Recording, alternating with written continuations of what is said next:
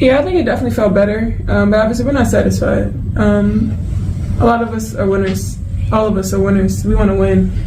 And I think tonight we definitely have some sparks where we know our advantages. We know the things that we can excel at. I just think defensively we just have to continue to guard our yard together collectively. And I think that was just something we got to look back at. Obviously we can see we can score. Everybody from top to bottom, we can see we can score. We just got to defend. And once we get back down to that, I think we'll be great. The WNBA just learned the harshest lesson in professional sports. You can't fake star power. 2 days ago, the Indiana Fever announced an injury to Caitlin Clark that will force her to miss at least 2 weeks.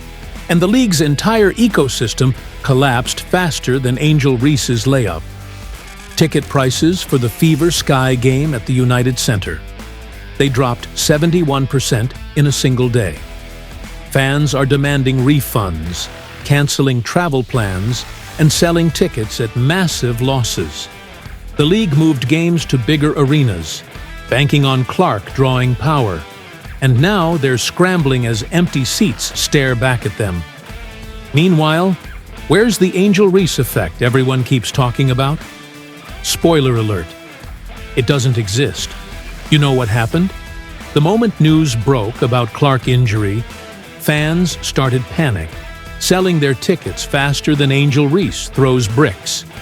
The Chicago Sky had made what they thought was a brilliant business move, relocating their June 7th game against the Fever from their usual venue to the United Center, home of the Chicago Bulls. They expected massive crowds and premium pricing because everyone wanted to see Caitlin Clark play in person.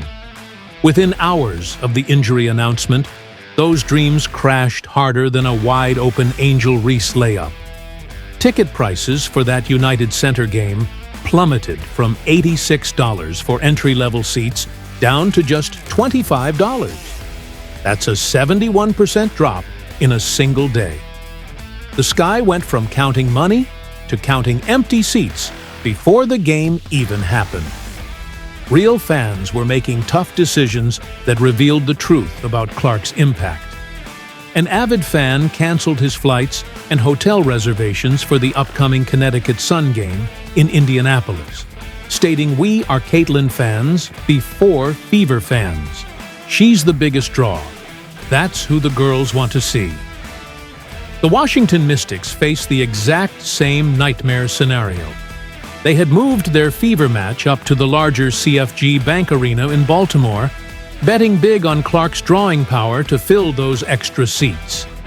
When the injury news hit, get-in prices crashed from $41 down to $22, a 47% decrease that left the Mystics staring at a financial disaster. TickPick data revealed the brutal scope of this collapse. Average ticket prices for the 4 games Clark was expected to miss dropped from $137 to $80 across the board. This wasn't some minor market adjustment or seasonal fluctuation. Teams that had gambled on Clark's popularity were now facing half-empty arenas and angry season ticket holders demanding their money back. This complete market meltdown exposed something the WNBA didn't want to admit. Their recent success story depends almost entirely on one player. The financial damage was immediate and measurable, proving that Clark isn't just another talented player or rising star, she's the entire show. The reason? Casual fans buy tickets and plan weekend trips around basketball games. Meanwhile, Chicago Sky fans were probably scratching their heads, wondering why their own supposed superstar couldn't generate even a fraction of this excitement. Angel Reese's presence has never caused ticket prices to surge, travel plans to change, or arenas to relocate games to bigger venues. The contrast couldn't be more obvious. When one player's injury triggers a league-wide economic crisis, while another player's best games barely register on the public radar. The television ratings tell a story that should make every other WNBA player deeply uncomfortable. During the 2024 season, Clark was responsible for 26.5% of the entire WNBA's activity across attendance, merchandise, and TV ratings combined. I will admit, though, she is the king of me-bounds. She has the best signature move in the league where she misses a wide-open layup and grabs her own rebound. That's one player carrying more than 1/4 of the league's total impact. But the viewing numbers reveal an even more devastating reality for anyone who thought other players could match her drawing power. Of the 23 WNBA games that reached at least 1 million viewers this season, guess how many featured Clark? 20 out of 23. Let that sink in for a moment. Without Clark on the court, the league struggles to hit viewership numbers that she delivers consistently just by showing up and playing basketball. The average viewership for games featuring Clark was 1.178 million viewers, compared to just 394,000 for all other WNBA games. That's not a small gap. Teams that scheduled nationally televised games around Fever matchups were now facing the reality of dramatically lower ratings without their guaranteed audience magnet.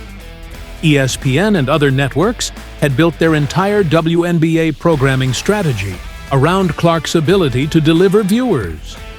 41 out of 44 Indiana Fever games will be broadcast on national TV in 2025, the highest number for any team in the league. Networks structured their schedules and promotional efforts around the expectation that Clark's presence would consistently deliver high viewership numbers. The 3 games that managed to hit 1 million viewers without Clark, they were playoff games and season openers with massive promotional pushes behind them. Regular season games featuring other supposed stars barely crack 300,000 viewers on their best nights, while Clark routinely double-S that number without breaking a sweat. But now she needs to approach 25 points per night, while maintaining efficiency to pick up the scoring load that will be missed while Clark sits on the bench. Aaliyah Boston becomes crucial in the paint, as teams will likely pack the paint, knowing the Fever lost their best three-point threat and floor. General opponents can now focus more attention on interior defense without worrying about Clark's range extending beyond the arc. Boston must capitalize on increased touches while dealing with more physical coverage down low. Her ability to score efficiently in the post and grab offensive rebounds becomes even more valuable when the team struggles to generate easy looks. The coaching staff faces a strategic puzzle that could determine their playoff fate. Do they slow down the pace that Clark thrived in, or try to maintain their identity without their engine? The Fever ranked among the league's fastest teams in pace, but that style depends heavily on having a point guard who can push tempo and make split-second decisions. Key players like Lexi Hull and Sophie Cunningham get their chance to prove they belong, but early returns show the massive gap Clark's absence creates. Hull needs to provide perimeter shooting that defenses can't ignore, while Cunningham must handle increased playmaking responsibilities. The harsh reality sets in quickly. Staying close to 500 might be the best-case scenario, as the Fever discover just how much their system depended on one player's unique skill set. These upcoming games against Washington, Connecticut, and Chicago were supposed to build momentum for the year. Instead, the focus shifts to avoiding a slide that could knock them out of the standings entirely before Clark returns to save their season. The WNBA just got a reality check about what happens when you build your entire growth strategy around one player, and that player gets hurt. Clark's injury exposed the uncomfortable truth that the league's recent success isn't as stable as everyone hoped, but it also proved her irreplaceable value to women's basketball. When she returns, every team, every network, and every fan will appreciate what she brings to the game even more than before. The Fever need her back soon if they want to make the playoffs, and the league needs her healthy if they want to maintain any momentum from this breakthrough season. Please like this video and subscribe to our channel for more videos like this. Thanks for watching.